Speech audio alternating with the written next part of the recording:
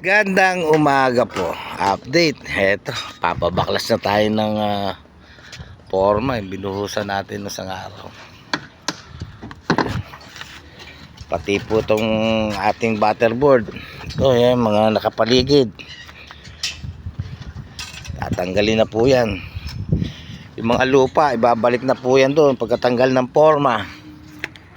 Ayan, ibabalik po yan doon. Kaya po nilagyan nyo nung ganun. May nakaabang pong bolt doon. Para kung gagamitin huhukayin uli yan. Hindi maapektuhan yung struktura sa taas. Yung mga design sa taas hindi maapektuhan. Bubutasin lang. So, may nakaharang na simento. Kaya yung lupa hindi uuho. Hindi makaka-apekto sa flooring. Yan. Para sa future use.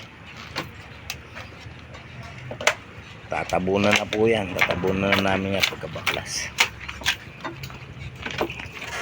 Ito pong poste na to, bibilogin po yan. Bibilogin po yan. Gagawin parang lubid. Ayan, tinatanggal na lahat. Sa susunod makikita nyo aliwalas na yan.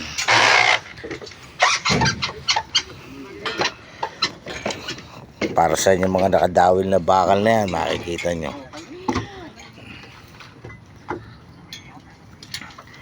Ang forma nito, marami pong detalye. May pauka pa rito yan. May hagdan pa yan papunta sa taas. Marami pong ayan, binabaklas na niya yung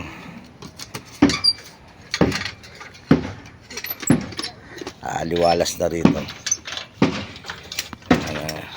Meron pa ba tayo stirrup? Opo sir, opo. Okay, sige. Magprepara para sa susunod na biga sa ibabaw,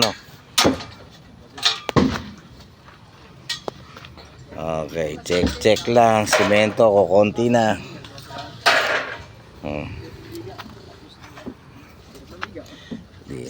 Uniforma namin. Concrete cover. Basta naman yan. Wala nakasayad, wala nakasayad na bakal. Ayan po. Dito wala rin nakasayad, May spacer na kami. Kahoy na lang ginamit namin, spacer. Dati PVC ginagamit namin. Malit lang po construction to. Musileo lang to. Huwag na mahanapan ng parang tibay ng isang building. Follow for more.